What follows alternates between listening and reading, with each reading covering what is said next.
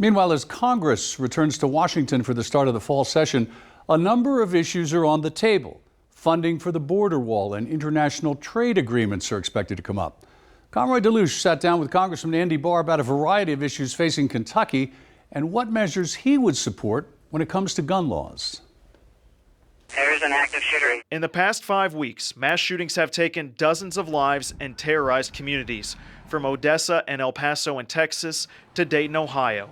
In our interview with Congressman Andy Barr, he offered his thoughts and prayers for the victims and says that he is supportive of taking steps to keep guns out of people's hands who are seriously mentally ill, exhibit threatening behavior, or have a criminal background. But what we don't want to do is we don't want to overreach and violate law-abiding citizens' constitutional rights. Congressman Barr says he has co-sponsored 3 bills that would help provide infrastructure upgrades in schools that may be vulnerable to a shooting, enhance coordination between law enforcement at all levels to assess potential threats, and the hiring of more assistant U.S. attorneys. The larger issue is the fact that we have laws on the books that are being violated and that are not being enforced. We need more U.S. attorneys to prosecute these types of cases. After a briefing last week, he says these bills don't appear to be going to markup and expressed concern that the ones moving forward would violate Second Amendment rights. He is open to red flag laws, which would allow an order for individuals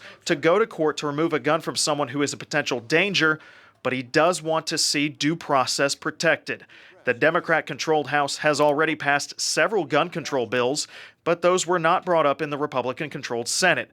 Ultimately, Congressman Barr says the discussion begins with President Trump. I think the president needs to be supportive if we're going to move any legislation. In Lexington, Conroy Delouche, LEX 18 News.